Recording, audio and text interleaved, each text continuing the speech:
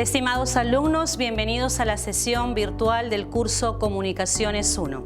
En esta oportunidad analizaremos los elementos que intervienen en una situación comunicativa, así como la importancia de identificar el propósito y el registro lingüístico antes de iniciar un acto comunicativo, ya sea oral o escrito.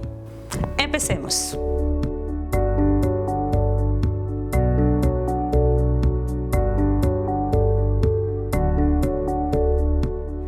¿Qué denominamos situación comunicativa? Se denomina situación comunicativa al conjunto de elementos que intervienen en un acto de comunicación: emisor, receptor, mensaje, canal, código, etc. En el acto comunicativo, un emisor se encarga de enviar un mensaje oral o escrito a uno o más receptores, quien recibe e interpreta el mensaje. Dicho mensaje se propaga mediante un canal, medio por el que se transmite el mensaje, el cual puede ser comprendido cuando el emisor y el receptor comparten un código, las palabras y signos que forman parte de una lengua, y ambos tienen conocimiento o idea del referente, aspecto concreto al que se refiere el mensaje, es decir, de lo que el mensaje trata. Todo este acto se da dentro de un contexto. Elementos espaciales, temporales, sociales, culturales, etcétera, que comparten el emisor y el receptor y que les permiten comprender los mensajes no solamente por el idioma. Todo texto, oral o escrito, se produce dentro de lo que llamamos una situación comunicativa. Los mensajes fluyen en dos direcciones, en una conversación oral o escrita: carta, mensaje de texto en el celular, es decir, el papel del emisor y receptor se intercambian constantemente. ¿Cuál es el propósito de una situación comunicativa? En la situación comunicativa siempre existe un propósito. Este quiere decir que la comunicación se entabla con algún fin. La intención o propósito comunicativo es el objetivo o la finalidad que una persona desea alcanzar con el acto de comunicación. La intención puede ser diversa: informar, exponer, solicitar, convencer, explicar, aconsejar, instruir, etc. Los hablantes solemos modificar nuestra forma de hablar dependiendo del contexto en que nos encontremos. Por ejemplo, no es lo mismo cómo comunicamos nuestro enojo hacia un docente en clase que hacia el juez en un partido de fútbol. Estos cambios que realizamos son cambios de registro lingüístico y sirven para adaptarnos a las diferentes situaciones comunicativas. Si somos hablantes competentes, estos cambios nos ayudan a adecuar nuestro mensaje teniendo en cuenta el contexto, lugar y momento de comunicación, receptor, a quién nos dirigimos, intención y contenido de nuestro mensaje. Según nuestro grado de educación, nuestro conocimiento de la lengua, nuestras características personales, podremos lograrlo o cometer errores de adecuación. También es importante hablar del registro lingüístico. Este es el conjunto de variables contextuales, sociolingüísticos y de otro tipo que condicionan el modo en que una lengua es usada en un contexto concreto. Puede ser formal, coloquial o vulgar. El registro formal, también llamado elaborado, es un registro que se utiliza en contextos con un alto grado de formalidad.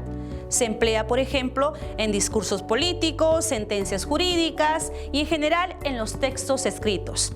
Es habitual entre los hablantes que dominan el nivel culto.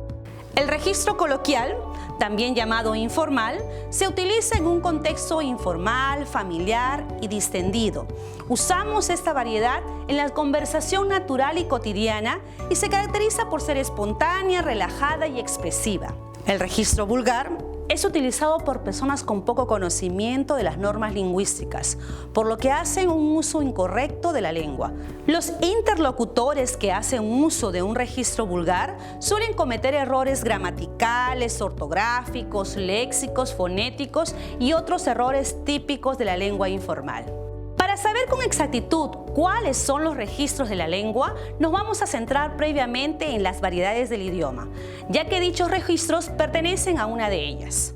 Variedades geográficas o diatópicas se refiere a la diferencia en las maneras en que se usa el idioma para hablar en las diversas zonas en que se maneja el lenguaje. Por ejemplo, el español que se usa en México, Argentina, España. Cada país tiene sus particularidades. variedades sociales o diastráticas. En este caso nos referimos a variedades en el uso de la lengua que dependen del grado cultural del hablante. Variedades funcionales o diafásicas. En este caso encontramos que dependiendo de la situación comunicativa en que se encuentre un hablante, usará diversas formas de transmisión de mensajes y uso de lengua oral o escrita. Es obvio, puesto que no hablamos de la misma forma en que escribimos. Por ejemplo, cuando el interlocutor está ausente. Igualmente, no es lo mismo un examen oral que una charla entre amigos. El uso del idioma varía mucho. Así pues, usamos diversos registros lingüísticos. ¿Qué debemos tener en cuenta antes de empezar cualquier proceso comunicativo? Primero, analizar la situación comunicativa, determinar dónde y cuándo se realiza la comunicación, determinar entre quiénes se realiza el acto comunicativo, emisor y receptor.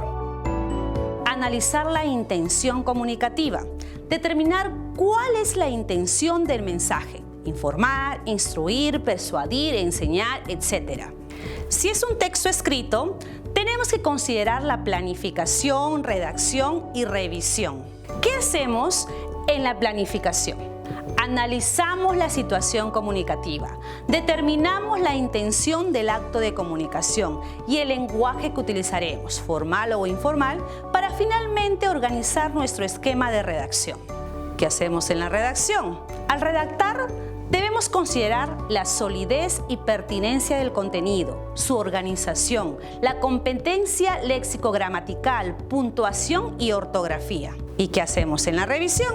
Chequeamos que todos los puntos que tomamos en cuenta al momento de redactar hayan sido utilizados correctamente. Para cerrar esta lección, recordemos que antes de iniciar un acto comunicativo, debemos analizar los elementos que participarán, el objetivo e incluso el registro lingüístico que usaremos. Solo así garantizaremos una comunicación efectiva. Gracias. Nos vemos en la siguiente lección.